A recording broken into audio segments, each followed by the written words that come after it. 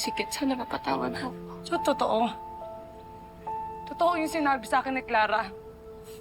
Simulat sa pulpil na plastic mo lang ako.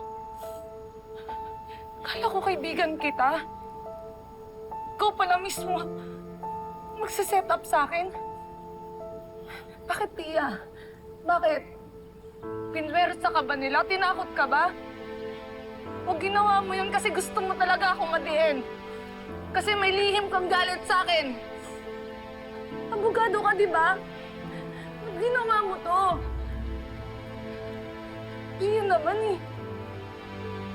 Kung sinumbong mo simulat sa pulya mga yan, sana nakakulong na yung mga kriminal. Hindi, nakalaya pa sila eh. I know, I'm sorry. I'm sorry, Ikit. Sana mapatawad mo ako. Hindi. Lumayo ka sa akin. Lumayo ka sa akin. Patawarin mo na ako. Lumayo ka sa akin!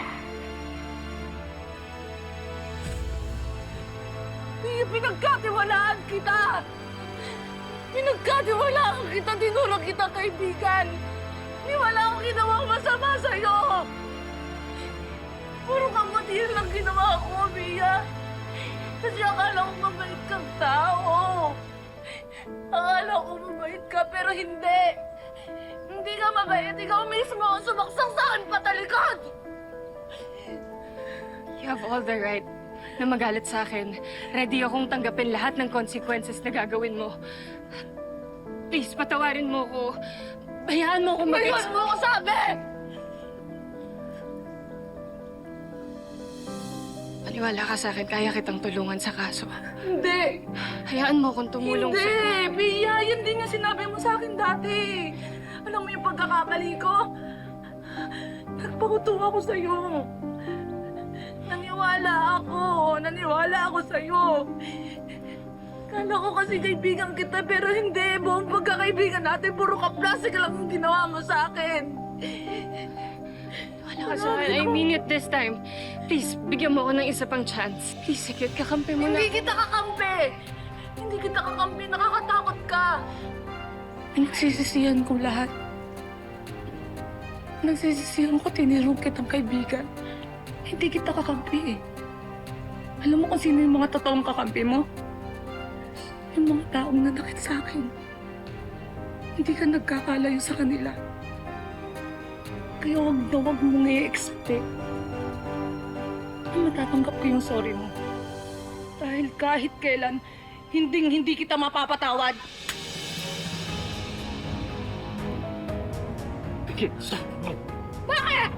This is not the way to solve this problem, okay? Pasalamat ka yung babae na yan lang yung ginawa ko eh. Kulang pa yan sa lahat ng ginawa mong pagtatraidor sa akin. Tigan mo na sinira yung kinabukasan ko, Pia. Dahil gustong palabasin yung babaeng na yan na ako yung totoong kriminal kahit hindi naman. Sisirahin niya yung kinabukasan ko, macho.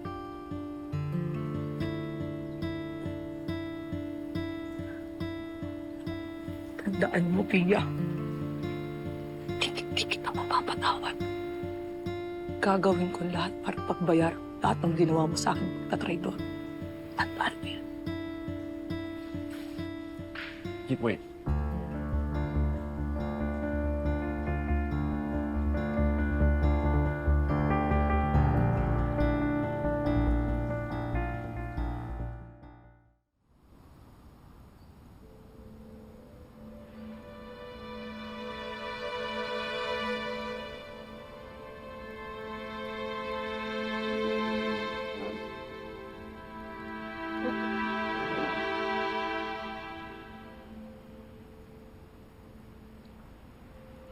She already left, but she promised that first thing in the morning, tomorrow, she'll head to the precinct and confess everything she did. She said that she's determined to face the consequences. She told me that she was jealous of you because of my feelings towards you. And Soraya used her desperation against her and somehow convinced her to work for them. Iniwasan kita. binasted kita. Sakit para sa akin yun. Kasi napahalagaan ko yung pagkakaibigan namin dalawa. Dignidad na lang yung meron ako. Kinuha niya pa sa akin.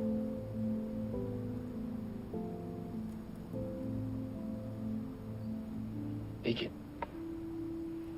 Hey, I understand that you're very upset.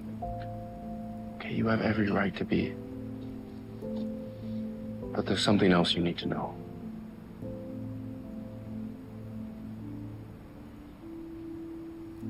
Yeah.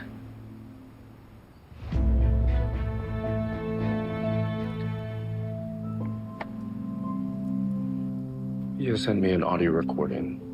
It's the same evidence she'll use in court, and she'll present it to the police tomorrow. According to her, she felt that Soraya would blackmail her and later turn on her. So, to take precautions, she secretly recorded every single conversation they had.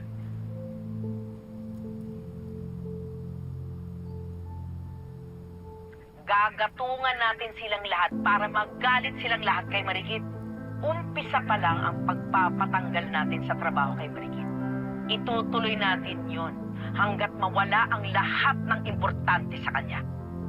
Ang reputasyon niya, mga pinaglalaban niya at lalong-lalo na si Matthew. Hindi tayo titigil hanggat mawala ang lahat sa kanya. Don't tell me ikaw yung pumatay kay Tito William.